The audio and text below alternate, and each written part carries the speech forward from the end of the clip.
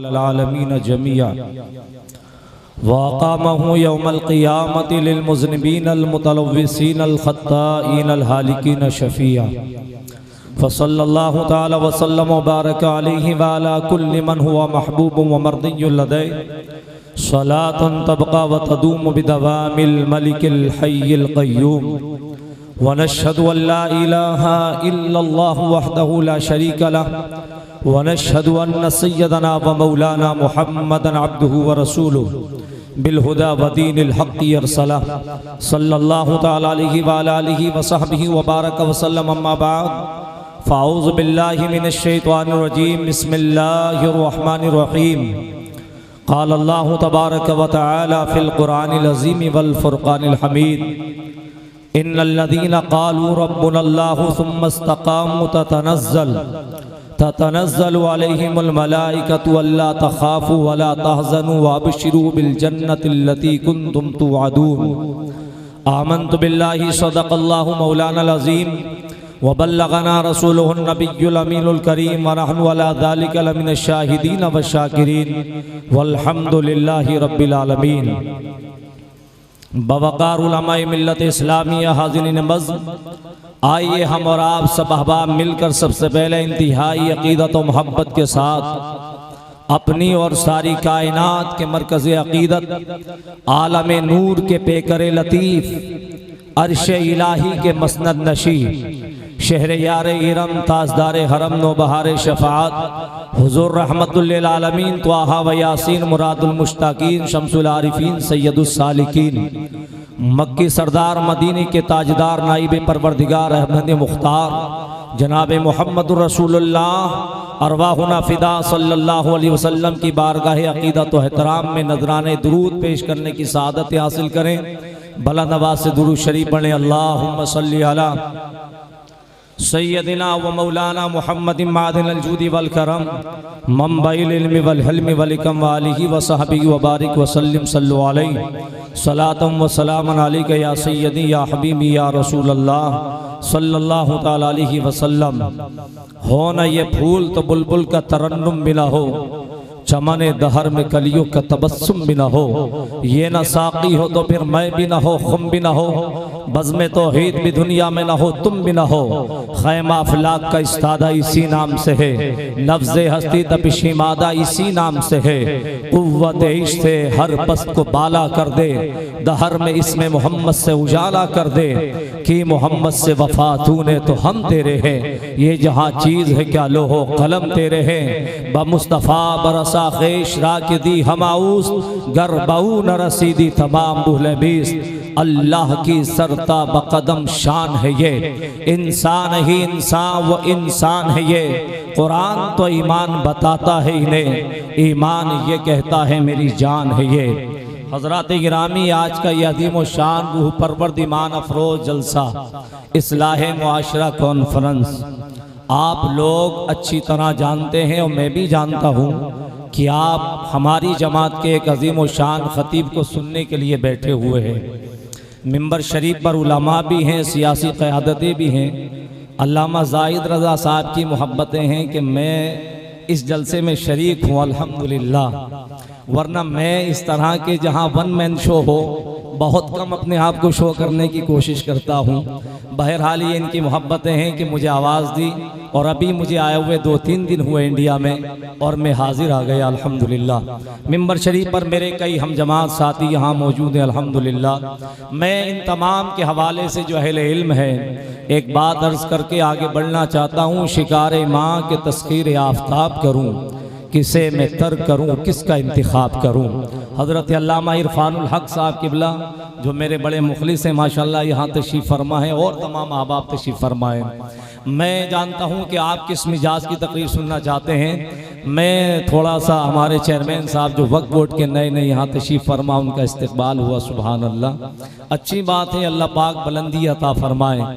मैं आपको कुछ थोड़ा सा अहले इल्म अगर तवज्जो दें और थोड़ा ये मेरी बिरादरी के लोग सपोर्ट करें तो मैं कुछ बात आपसे कह दूँ अल्हम्दुलिल्लाह, और आप लोगों से भी कह दूँगा इंशाअल्लाह तबारक अल्लाह। आप अगर सुने, आप यहाँ बैठे अल्हम्दुलिल्लाह इस्लाह मुआशरा कॉन्फ्रेंस में, आप जानते हैं दुनिया के पर्दे पर हमारी हैसियत क्या है, इल्मी हैसियत। आपको इस बारे में चेयरमैन साहब में आपने जो कहा उसी पर थोड़ी सी अपनी बात को आगे बढ़ा रहा हूँ कि आपको इस वक्त मालूम है कि पूरी दुनिया में हमारी इल्मी हैसियत क्या है। पूरी दुनिया में, पूरी दुनिया के पर्दे पर 210 ममालिक से ज़्यादा मुल्क है पूरी दुनिया में। उसमें से 57 इस्लामी कंट्री हैं जहाँ पर इस्लामी हुकूमत है।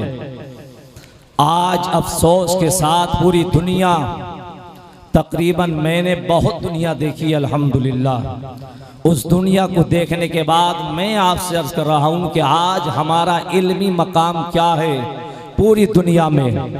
हमारी पूरी दुनिया में 57 कंट्री होने के बाद, 57 ममालिक होने के बाद, 57 ममालिक के पास में इतनी यूनिवर्सिटियां नहीं हैं जितनी एक मुल्क जापान तन्हा के पास है। इतने हमारे पास अपने कॉलेज नहीं है जितने तन्हा जापान के पास है। इतना हमारे 57 ममालिक के पास सरमाया नहीं है जितना अकेले तन्हा एक छोटे से मुल्क जापान के साथ है, जो हिरोशिमा और नागासाकी के बाद अपने आप को जिसने जमीन पर खड़ा किया है। आज जितना सरमाया महफूज उसके पास है, हमारे पास इतना 57 ममालिक के पास में नहीं है। हम और आप तो आम आदमी हैं, हमारी आपकी हैसियत ही क्या है। हमारी पूरी दुनिया के ममालिक मिलकर के भी एक छोटे मुल्क का मुकाबला इल्मी नहीं कर सकते, तो हम और आप दुनिया के मुकाबले पे कहाँ खड़े हो सकते हैं। आप ये एहसास करें, दुनिया में हमारा इल्मी वकार ये है, वो कौम जिसने दुनिया को शऊर आगाही दिया हो, वो कौम जिसने दुनिया को शऊर इल्म दिया हो, वो कौम जिसने दुनिया को शऊर राहें दी हो, वो कौम जिसने अफलाक पे जाने का शऊर दुनिया को अता किया हो, वो कौम जिसने कभी सूरज के ऊपर कमंदे डाली हो, वो कौम जिसने कभी सूरज की शुआओं को गिरफ्तार किया हो, वो कौम जिसने आसमान की बुलंदी को जमीन पर उतार दिया हो, वो कौम जिसने जमीन के तनाबे समेट दिया हो, वो कौम जिसने दरियाओं में अपने रास्ते बना दिए हो, वो कौम जिसने पहाड़ों की बुलंदियों पर कलमतुल हक के ऐलान को बुलंद कर दिया हो। आज उस कौम की जिहालत का आलम यह है कि हर कौम का तीसरा बच्चा जाहिल दिखाई देता है, जबकि हमारा इल्मी मकाम ये था मुस्तफा अहमद के दौर से लेकर अहदे फारूकी और अहदे अली इब्न अबी तालिब तक 100% मुस्लिम कौम में एजुकेशन मौजूद था। न बच्चों में कोई बच्चा जाहिल था, न औरतों में कोई औरत जाहिल थी। जिसे देखो वो अपने दौर का स्कॉलर दिखाए। बेशक नारे तकबीर, नारे रिसालत, नारे गौसियत, अजमते मुस्तफा, नारे तकबीर, सरजमीन रुद्रपुर जिंदाबाद। इस्लाह कभी बिना इल्म के नहीं होती है। मुआशरे की इस्लाह हो, इंडिविजुअल इस्लाह हो, या ख़ानदान की इस्लाह हो, या मुआशरे की इस्लाह हो, या किसी सोसाइटी की इस्लाह हो, वह बिना इल्म के मुमकिन नहीं है। आप जानते हो हमारी इल्मी हैसियत क्या है, और इल्म के साथ इस्लाम को लाजिम व मलजूम का दर्जा दिया है। वो कौम जिसके साथ किताब रहमत दी गई हो, वो कौम जिसको पढ़ने की इतनी राहें फराम की गई हो, जिस कौम के पास कुरान जैसी अजीम किताब मौजूद हो, उस कौम का बच्चा जाहिल है। जिस कौम के पैगंबर पर सबसे पहली वही आई तो फरमाया गया, न नमाज का हुक्म दिया गया, न रोजे का हुक्म, न ज़कात का हुक्म, न शादी का हुक्म, न निकाह का हुक्म। उस नबी के रहमत पर अगर इस कौम के लिए अल्लाह की तरफ से कोई मैसेज आया है तो फरमाया गया, इकरा, रीड, पढ़िए पढ़िए पढ़िए। ये किस लिए था? ऐ पैगंबर, अगर तुम्हारी कौम के पास इल्म होगा तो वो नमाज के करीब होगी, वो इस्लाम के करीब होगी, वो इस्लाही मुआशरा के करीब होगी। जिन कौमों के पास इल्म होता है उनकी इस्लाह की जरूरत नहीं है, और जिनके पास इल्म नहीं होता है उन कौमों की इस्लाह की हमेशा। बेशक बेशक जिंदाबाद। पर हमारे पास मुस्लिम सोसाइटियों में इतना बड़ा जलसा करना बहुत आसान काम है। हाँ, कभी कभी बड़ी मेहनत होती है, लेकिन 1-2x2 का स्कूल कायम करना इंतहाई मुश्किल काम है। किसी इदारे को परवान चढ़ाना इंतहाई मुश्किल काम है। क्या समझते हैं आप इल्म के मामले में? कुरान मजीद में फरमाया, इकरा। आज आज उस कौम के बच्चों के हाथ में कलम नहीं है, मोबाइल फोन आ गया है। स्मार्टफोन चलाना हम जानते हैं, लेकिन कलम से लिखना हम नहीं जानते हैं। हमारी जिहालत का आलम यह है कि जिस कौम के लिए कुरान ने फरमाया नून वल कलम वमा यस्तरून, जिस कौम के लिए सूरह नून उतरी है, सूरह कलम को उतारा गया है, आज उस कौम के बच्चों के हाथ में कलम नहीं है। हमारी जिहालत और आलसीपन का आलम यह है, अगर इसी रुद्रपुर के अंदर किसी बाप की साइकिल के पंचर की कहीं दुकान है या पान की गोंडी कहीं खोले हुए बैठा है और दिन भर लोगों के पान लगाता है, तो उसका 18 साल या 20 साल का जवान बेटा अपने बालों को कुत्ते की तरह कराने के बाद और कलाइयों में चूड़ियां पहनने के बाद, कानों में बाली पहनने के बाद मोटरसाइकिल पर पूरे रुद्रपुर घूमेगा, न कभी मदरसे जाएगा, न मस्जिद जाएगा, न स्कूल जाएगा, न कॉलेज जाएगा। क्यों? उस जाहिल के दिमाग में ये बात सेट हो चुकी है कि बाप के मरने के बाद ये साइकिल के पंचर की दुकान विरासत में मिल जाएगी, ये पान लगाने की दुकान विरासत में मिल जाएगी। तुम कब तक दूसरों की साइकिल के पंचर जोड़ते रहोगे? अल्लाह के नबी ने दीन तुम्हें पंचर के छोड़ने के लिए नहीं दिया, बल्कि नबी ने दीन दुनिया में क़यादत के लिए। वाह भाई वाह, नारे तकबीर, नारे रिसालत, नारे गौसियत जिंदाबाद। आज हमारे हालात इस तरह के हैं, न हमारे पास मॉडर्न एजुकेशन है, न दीनी तालीम हमारे पास में है। अंदाज़ा करें कितना लाजिम है दीन का मामला, कितना लाजिम है आज एजुकेशन का मामला। कभी दुनिया में कोई फातेह, दुनिया में कोई शहंशाह, दुनिया में कोई ताजवर ऐसा देखा है कि मद्दे मुकाबिल फौज आए जंग करने के लिए और उसके कैदी गिरफ्तार हो जाए? दुनिया में कोई फातेह ऐसा एक एग्जाम्पल, ओनली वन एग्जाम्पल दुनिया की हिस्ट्री में चैलेंज है मेरा, कोई ऐसा एग्जाम्पल कि दुनिया में कोई दुश्मन आया आपसे मुकाबले के लिए और उसके कैदी आपसे गिरफ्तार हो जाएं और आप उसकी रिहाई के लिए इल्म उसके साथ लाजिम करार दे दें। क्या हुआ था बदर की वादी में? दुनिया में जब कोई कौम किसी पर फतह पाती है तो वो उसको मिटाने के लिए आती है, जमीन पर कब्जा करने आती है, पाँव में पेड़ियां डालने आती है, हाथों में हथकड़ियां पहनाने आती है। लेकिन कुर्बान जाओ पैगंबर इस्लाम पर जिसका कलमा मैंने और आपने पढ़ा है। बदर की वादी में जब फौज उतरी थी तो अबू जहल ने मक्का में ऐलान किया था हम मदीना के मुसलमानों को बोरों में बांध करके उठा लाएंगे, सफे हदीस से इस्लाम को मिटा दिया जाएगा। लेकिन जब कैदी बन करके मदीना पहुंचे थे और दरबार रसूल में खड़े हुए थे तो नबी अकरम ने फरमाया था तुम में कोई अगर पढ़ा लिखा आदमी है तो मेरे 10 गुलामों को पढ़ना लिखना सिखा दे, आजाद कर दिया जाएगा। आजाद कर दिया जाएगा। ये अहले इल्म हैं, ये पढ़े लिखे लोग हैं, ये दरसगाह के लोग हैं, ये पढ़ाते भी हैं पढ़ते भी हैं। क्या फरमाया था आका अलैहिस्सलाम ने? फरमाया तुम में का कोई शख्स अगर पढ़ा लिखा है मेरे 10 गुलामों को कलम से लिखना सिखा दे, उसे आजाद कर दिया जाएगा। अहले इल्म बैठे हुए हैं, क्या है? अल्लाह के हबीब ने जब मक्का की जमीन पर इल्म का ऐलान, कलमे का ऐलान किया था, कितने लोग पढ़ना लिखना जानते थे? अल्लामा इरफानुल हक साहब, कितने लोग पढ़ना लिखना जानते थे? मुअर्रिखीन ने गिन करके बताया 17 लोग, ओनली 17 लोग पूरे मक्का में लिखना पढ़ना जानते थे। पूरे मक्का में 17 लोग, उसमें से कुछ औरतें थी कुछ मर्द थे, 17 लोग लिखना पढ़ना जानते थे। नबी ये रहमत ने 40 साल की उम्र शरीफ में इस्लाम का ऐलान किया। ये जुमला दिल की तख्ती पर नोट करके जाना। अहले इल्म से कहना चाहता हूं दिल की तख्ती पर नोट करना।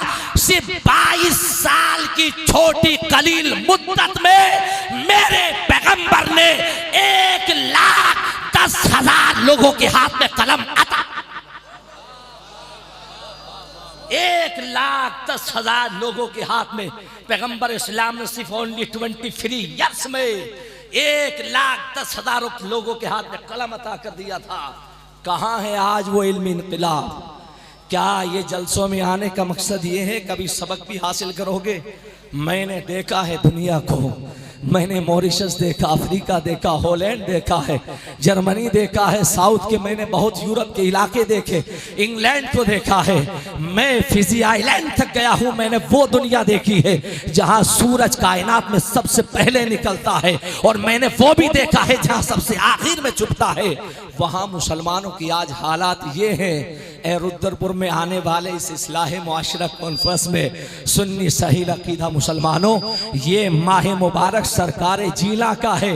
आपने सुना होगा उलामा से, कभी किसी बुजुर्ग का जलसा हो तो सारी 3-3 घंटे की तकरीरें करामातों के ऊपर गुजर जाती है।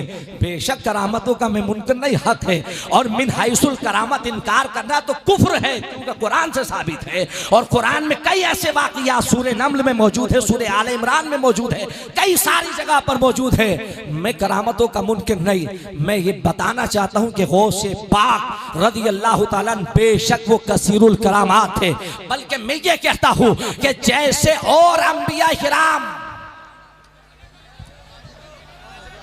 वबारिक वसल्लम सलातम व सलाम अलैका या सय्यदी या हबीबी या रसूल अल्लाह सल्लल्लाहु ताला अलैहि वसल्लम। मुबल्लिग इस्लाम अल्लामा खुश्तर रहमतुल्लाह अलैह फरमाते हैं, जहाँ मैं रहता हूँ हज़रत ने अपनी सारी ज़िंदगी का एक माहसल अपनी एक रुबाई में बयान फरमाया, और फरमाते हैं मताए ज़िंदगी मेरा यही है, शहे बगदाद का हूँ मैं भिखारी, रही धुन मसलके अहमद रज़ा की, इसी में ज़िंदगी सारी गुजारी। मैं आपसे अर्ज़ कर रहा था इल्म के हवाले से कि आज पूरी दुनिया में हमारी हैसियत क्या है, और हमारी इल्मी मकाम और इल्मी पोजीशन हमारी पूरी दुनिया में क्या है। वो ज़माना भी याद करो, वो दौर भी याद किया जाए जब 1492 में स्पेन का जवाल हुआ है और हमारे हाथों से करतबा निकला है। उस दिन के बाद से आज तक पूरी दुनिया में जो इल्मी हमारा जवाल है वो कभी वापस पलट कर आने का दिखाई हमको नहीं दे रहा है। आज आप देखें इस्लाम के हवाले से, सैयदना गौसुल आदम के हवाले से मैं अर्ज कर रहा था कि आप लोगों के अगर जलसा हो तो 2.5-3 घंटे तक सिर्फ करामात पर आप गुजार देते हैं। मैंने आपसे कहा कि मैं अल्हम्दुलिल्लाह मशरबन सुन्नी सही अकीदा कादरी रज़वी हो, मैं मिनहाइसुल करामत का मुनकिर नहीं। मैं तो ये कहता हूँ कि गौसे आदम रज़ी अल्लाह ताला बेशक कसीरुल करामात अल्लाह के वली है, बल्कि मैं उससे बढ़कर एक जुमला कहता हूँ कि जिस तरह से और अंबिया किराम दुनिया में तशरीफ फरमा हुए उनको अल्लाह तबारक व तआला ने गिने चुने मौजज़ात अता फरमाए, लेकिन मेरे आका को भेजा तो मौजज़ात देकर नहीं बल्कि सरापा मौजज़ा बनाकर भेजा है। वो चले तो मौजज़ा, वो उठे तो मौजज़ा, वो बैठे तो मौजज़ा, वो तकल्लुम नवा हो तो मौजज़ा, वो तबस्सुम दा हो तो मौजज़ा, वो जुल्फ़े चेहरे पर लाल पे डाल दे तो मौजज़ा। उनका मौजज़ा ये है कि पेशानी ऐसी जैसे वल फज्र की आयत की अमीन हो, और उनके चश्मान मुबारक ऐसे जैसे बहरीन तकद्दुस के नगीने हो, और उनके रुखसार ऐसे हैं जैसे बद्दुहा का मुसहफ खुला हो, और उनकी ज़ुल्फ़े वल्लैल ऐसी है जैसे वल्लैल की चादर तनी हुई दिखाई दे रही है। वाह भाई वाह, जिंदाबाद जिंदाबाद। ऐसी है जैसे वल फज्र की आयत नमूदार हो रही हो, उनका रुख ऐसा है जैसे वद्दुहा का सूरज शर्मा रहा हो, और उनकी चश्मान मुबारक ऐसी है जैसे बहरीन तकद्दुस के नगीने हो। ये मुस्तफ़ा है, वो सरापा मौजज़ा है। तो जिस तरह से मुस्तफ़ा सरापा मौजज़ा है, इस तरह से गौसे आज़म सिर्फ वली ही नहीं बल्कि सरापा करामत है। वो उठे तो करामत, वो बैठे तो करामत, वो चले तो करामत, वो तकल्लुम फरमाए तो करामत, वो खुतबा दे तो करामत, वो डूबी नाव को वापस निकाले तो करामत, वो बगदाद की दरसगाह में बैठकर तादम हयात काल अल्लाह काल रसूल की तबलीग फरमाई। ये सब कौन है वो? जिन्होंने, आपने ये तो सुना होगा कि उन्होंने 12 साल की बोर्ड को वापस निकाल दिया। आपने ये तो सुना होगा कि हाथ रखा तो मुर्गे की हड्डियों पर मुर्गा जिंदा हो गया। ये भी सुना होगा आपने कि उन्होंने इशारा किया गोद के अंदर औरत है, बच्ची है, वो देखा तो बच्चा लड़का बन गई। आपने सब कुछ सुना होगा, लेकिन कभी आपने उनका इल्मी जलाल भी देखा है? कभी उनकी इल्मी करामतें भी देखी है? ये गौसे पाक जो 18 साल तक जीलान में इल्म हासिल करते रहे, और 18 साल के बाद जब बगदाद का रुख किया है तो इल्म हासिल करने के लिए दरिया तजला के किनारे 7 साल तक बैठकर करके अपने शेख का इंतजार किया है, कब इजाजत मिले, कब शेख की बारगाह में जाओ, कब इजाजत मिले, कब शेख की बारगाह में जाओ। 7 साल दरसगाह दरिया तजला के किनारे बैठने के बाद शेख हम्माद की बारगाह में मेरा गौस हाजिर हुआ है और उस दरसगाह इल्म फज़ल में पहुंचा। उसके बाद फरागत के बाद मेरे गौसे आज़म जब उसी मदरसा निज़ामिया की बिल्डिंग में बैठ करके मेरे गौसे पाक ने अपना इल्मी फैज़ान बखेरा तो सिर्फ बगदाद के शागिर्द नहीं बल्कि जॉर्डन के शागिर्द पढ़ने के लिए आ रहे हैं, शाम से लोग पढ़ने के लिए आ रहे हैं, यमन से लोग पढ़ने के लिए आ रहे हैं, समरकंद बुखारा से पढ़ने के लिए आ रहे हैं। गौसे पाक की दरसगाह का आलम ये था कि एक एक बार में 70-70 हजार लोग उनकी तकरीर सुनते थे और हजारों के लोग उनके मजमे में बैठ करके उनसे दर्स लिया करते थे। कैसा इल्म था मेरे गौसे पाक के पास। आपने ये जरूर सुना है कि 12 साल की कश्ती को वापस निकाला, लेकिन कभी आपने नहीं सुना कि 6 जिल्दों के अंदर गौसे पाक ने सबसे पहले कुरान की तफसीर लिखी जिसका नाम तफसीर अल जिलानी रखा। कभी आपने सुना कि गौसे पाक रज़ियल्लाहु ताला बैठे उस दौर का अपने वक्त का मुहद्दिस जिसको इल्म हदीस में अठरोडी का दर्जा हासिल है, ये उलमा बैठे हैं। जब रुवात पढ़ाई जाती है, अस्मा और रिजाल की किताबें पढ़ाई जाती है, बिना इस मुसन्निफ के और बिना इस मुहद्दिस के कौल पूरा नहीं होता। वो कौन है जिसे दुनिया मुहद्दिस आज़म मुफस्सिर आज़म अल्लामा इब्ने जौज़ी के नाम से जानती है? ये मुहद्दिस इब्ने जौज़ी है। ये कहता है मैं समझता था कि बगदाद में न मुझसे बड़ा कोई मुफस्सिर है, न मुझसे बड़ा कोई मुहद्दिस है। मैंने अपने शागिर्दों से कहा क्या गौसे आज़म की बात करते हो? उन्हें तो कुरान का तर्जुमा नहीं आता, तफसीर नहीं आती, आओ मेरे पास आओ, मैं सिखाता हूँ। एक दोस्त ने कहा चलो चल करके देखे। मैं बतौर इम्तिहान गौसे पाक की मजलिस में गया। एक कारी कुरान की तिलावत कर रहा था। अल्लामा इज़ाज़ साहब बैठिए है, आपके खड़े जब होते हैं तो माशाल्लाह बड़ा जलाल होता है। मैं चाहता हूँ कि बैठिए 2 मिनट, जब खड़े होने का वक्त आएगा आपको खड़ा किया जाएगा। सुनिए क्या है। अल्लामा मुहद्दिस जौज़ी फरमाते हैं मैं अपने साथियों के साथ गया और दरसगाह गौसे आज़म में बैठा। गौसे पाक की बारगाह में एक कारी कुरान की तिलावत कर रहा है। कौन सा कुरान? वो कुरान जो किताब हिकमत भी है, वो कुरान जो किताब मुबीन भी है, वो किताब, वो कुरान जो किताब नजात भी है, वो किताब जो हमको हिदायत अता करती है, वो कुरान जिसे सीने से लगाने के बाद कुरूने औला के लोगों ने समझा था तो उन्होंने चांद को भी गिरफ्तार किया था, सूरज की शुआओं को गिरफ्तार किया था, आसमान पर सूरज की शुआओं पर अपनी कमंदों को डाला था, जमीन से जखीरे निकाले थे, समंदर में रास्तों को पैदा किया था। कहां से किया था? ये टेक्नोलॉजी कहां से आई थी? ये कहां से इल्म हासिल हुआ था? तो उन्होंने कहा कुरान से हुआ था। हमने कहा कुरान से कैसे? तो अल्लाह पाक फरमाता है तिबयान लिकुल्लि शै, हमने हर चीज का बयान कुरान में रखा है। हर छोटी चीज का कुरान में बयान, बड़ी चीज का कुरान में बयान, खुश्क व तर का बयान कुरान में है, शम्सो कमर का बयान कुरान में है, पाको बहर का बयान कुरान में है, शजरो हजर का बयान कुरान में है। इंसान बल्कि आफाक व अनफुस का बयान कुरान में मौजूद है। आप कुरान पढ़ते जाइए, दुनिया में आगे बढ़ते चले जाइए। वही कुरान की तिलावत दरसगाह गौसे आज़म में कारी कर रहा है। गौसे पाक जब तिलावत खत्म हो गई तो गौसे आज़म फरमाते हैं चलो आज मैं इसी आयत की तफसीर बयान करता हूँ जो कारी ने तिलावत की है। अब गौसे पाक शुरू होते हैं। मुहद्दिस इब्ने जौज़ी कहते हैं मेरा फेस बदला हुआ था, मैं बतौर इम्तिहान गया हुआ था, मैं बैठा। आज भी बहुत से लोगों को अपने इल्म की बुकराती चढ़ जाती है और बहुत से लोग बुकरात बन जाते हैं और उनको बुखार आ जाता है। नाना कभी भी किसी भी अल्लाह वाले की और साहिब दिल की दरसगाह में बैठकर अपने इल्म की बुकराती नहीं झाड़ना। वो अगर नजर डालेगा तो तमाम इल्म सल्ब हो जाएगा, ताला लग जाएगा। या उसकी नजरें कीमिया है कि वो चाहे तो दरवाजे खोल दे, चाहे तो दरवाजे बंद कर दे। शहंशाह बगदाद अपने कसीदा गौसिया में फरमाते हैं अल्लाह की इज्जत की कसम अब्दुल कादिर को रब ने ये पावर दिया है जब तक मैं न चाहूं कोई मेरा नाम नहीं ले सकता है, मैं चाहता हूं तब उसकी जबान पर मेरा नाम। ये शान है भाई। और आप फरमाते हैं अपने कसीदा गौसिया में, आप फरमाते हैं आज हम अगर गौसे पाक का नाम ले रहे हैं इस मजमे में, अल्लामा सैयद अमीरुल कादरी यहाँ बैठे हुए हैं, अल्लामा साहिर ने ये सजाया, अल्लामा इरफानुल हक साहब हमारे वक्फ बोर्ड के चेयरमैन साहब अहले इल्म बैठे हुए हैं। आज मेरी और आपकी जबान पर अगर ये नाम आ रहा है तो अपनी किस्मत पर जितना रश करना है कम है ना, अपनी किस्मत पर नाज करो। हम यहाँ नाम बाद में ले रहे हैं, अब्दुल कादिर का बगदाद से इशारा पहले। सुनो आखिरी जुमला, वो मुझे समझ में आ गया क्या होना है। आखिरी जुमला सुनिएगा।